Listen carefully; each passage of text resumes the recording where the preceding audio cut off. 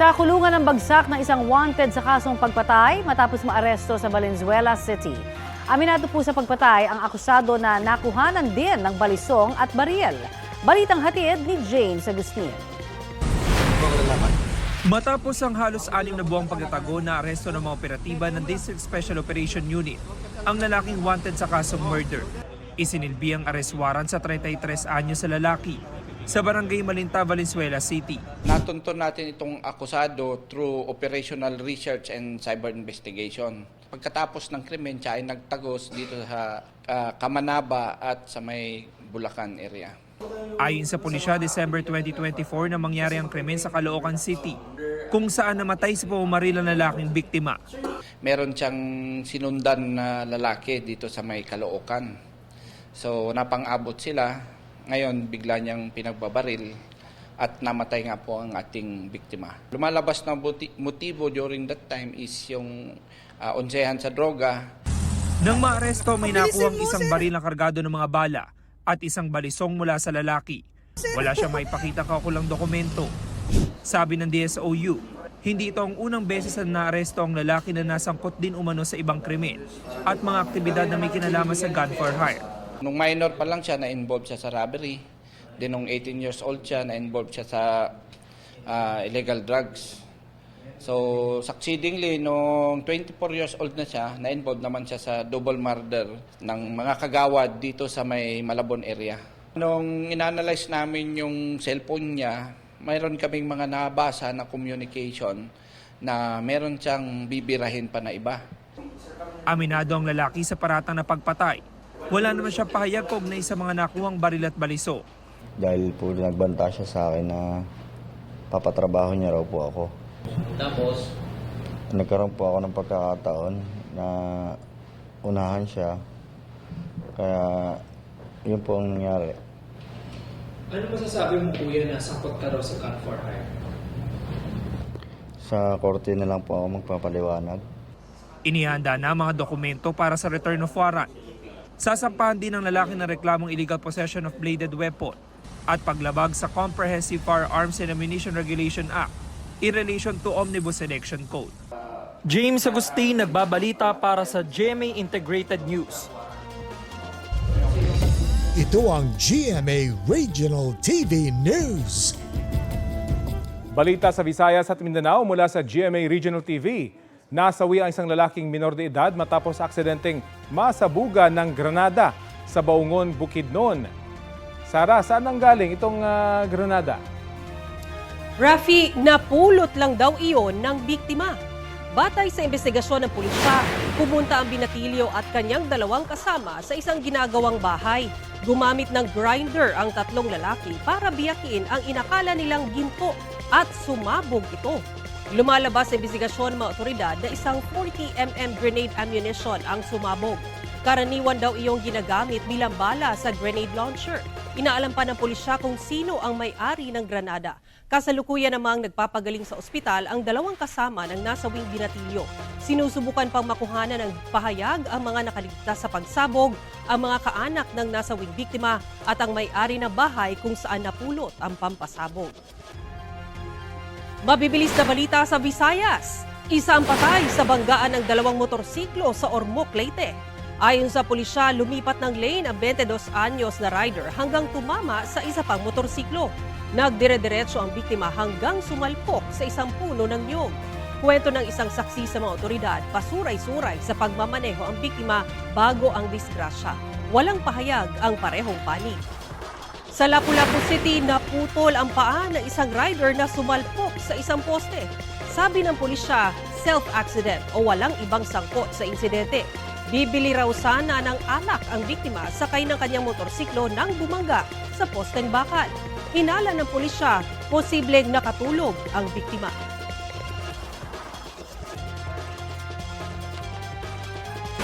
Inaprubahan na ng Kamara sa ikatlo at huling pagbasa ang panukalang magpapahaba ng termino ng mga barangay at sangguniang kabataan officials. Mula 3 taon, inaprubahan na po ng Kamara ang House Bill 11287 na gawin itong 6 na taon. 153 mambabatas ang pumayag dito. 4 ang tumutol at may isang nag-abstain. Bukod sa haba ng termino, Lilimitahan din nito ang pananatili sa pwesto ng barangay officials sa dalawang magkasunod na termino. Isang termino lamang sa mga miyembro ng SK. May kaparehong panukala ito sa Senado na naaprubahan din ngayong taon. Pero imbis na 6 ay 4 na taon ang panukalang termino. Kailangan itong dumaan sa Bicameral Conference Committee para pag-isahin ang panukala bago i-transmit sa Malacanang para sa pirma ng Pangulo.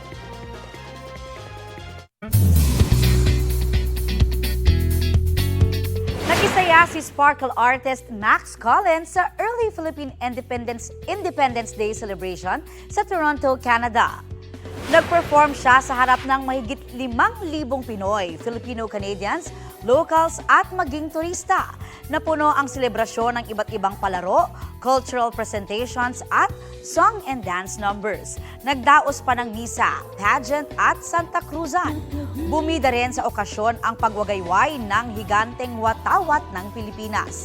2 araw nagtagal ang selebrasyon nitong weekend na bahagi ng 15th anniversary ng Pinoy Fiesta and Trade Show. Media partner nito ang GMA Pinoy TV.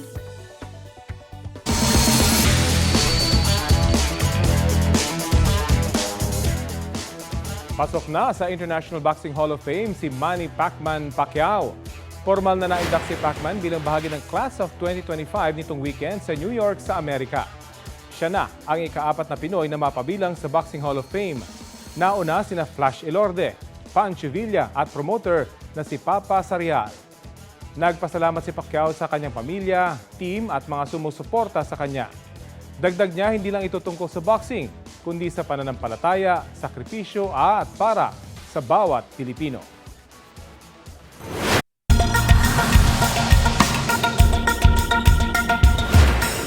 LAPD moving in on horseback, firing rubber bullets at protesters, moving them on through the heart of LA.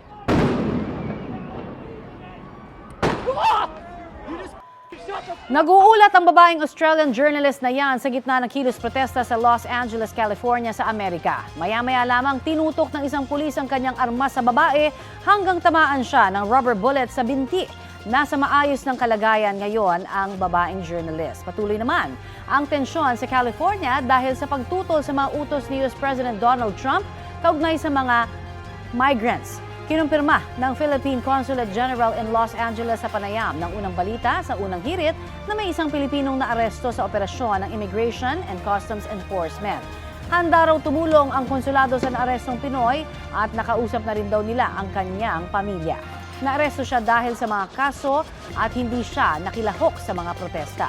Pinag-iingat din ng konsulado ang mga kababayan natin sa LA at kung maaari ay iwasan daw ang mga namumuong pagtitipon sa kalsada.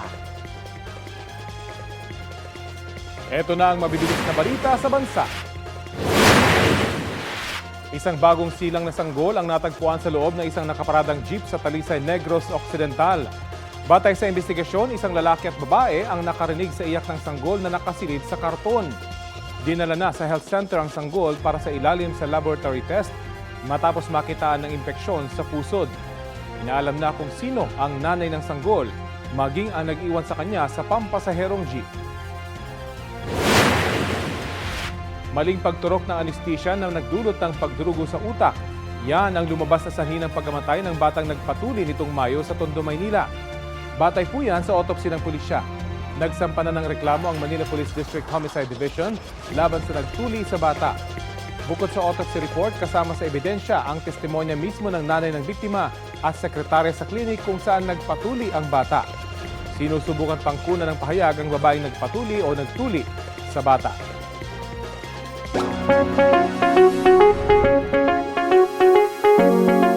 Mga kapuso, may magandang balita po ang Bureau of Internal Revenue sa mga gumagamit ng ilang maintenance medicine.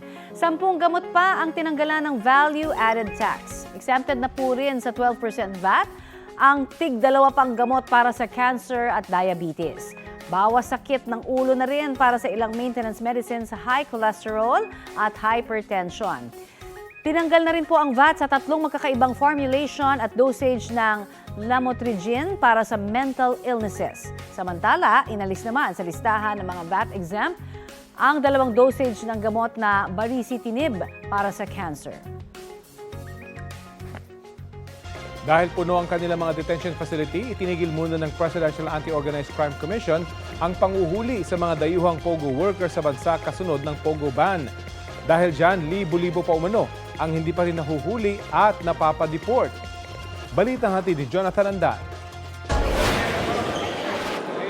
Kalahating taon na mula nang maging epektibo ang POGO ban ng gobyerno at ipa-deport ang mga banyagang empleyado ng mga ito. Pero sa pagdinig ng Quadcom ng Kamara, sinabi ng Presidential Anti-Organized Crime Commission o PAOC na 9,000 pa ang hindi na pa-de-deport. Yan, pakalat-kalat po ngayon dito sa Pilipinas. Pag nahuli po natin yan, tayo po ang kasi wala nga po mga passports na yan, sir. Merong threat to national security ito. Assuming they are spies, you have 9,000 spies in the country roaming around like tourists. A new problem was created because of the shutdown. Now we have what we call the spread of illegal individuals.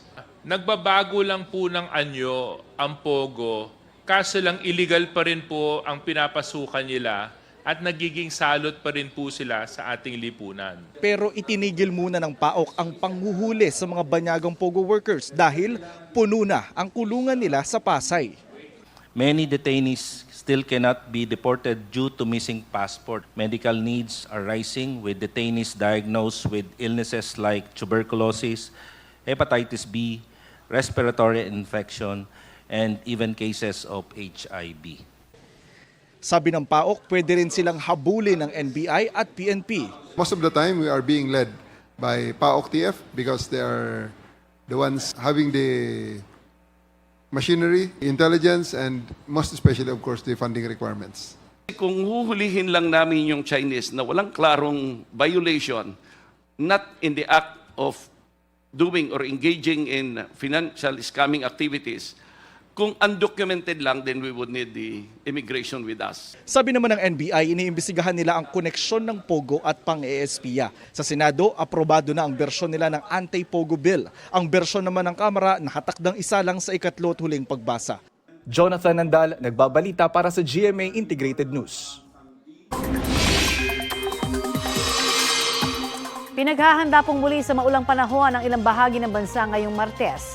Ayon sa Pag-asa, asahan ang malalakas na ulan sa Zambales, Bataan, Occidental, Mindoro at Palawan. Maging alerto po sa banta ng baha o landslide. Hanging habagat ang magpapaulan sa mga nasabing lugar maging dito sa Metro Manila at ilang pang bahagi ng bansa. Ang habagat po ay pinalalakas ng bagyo na nasa labas na ng Philippine Area of Responsibility.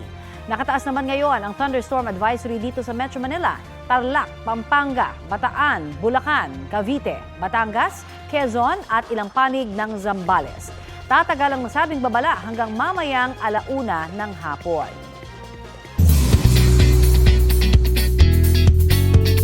After ni Kapuso Global Fashion Icon Heart Evangelista, sino na nga ba ang bagong house guest sa bahay ni Kuya? Walang iba kundi si Kapuso Primetime Princess at Beauty Empire actress Barbie Forteza. Glowy si Barbie habang nakapost sa labas ng bahay ni Kuya. Sunod na tanong ng netizens, ano kaya ang first task ni Barbie sa loob ng bahay?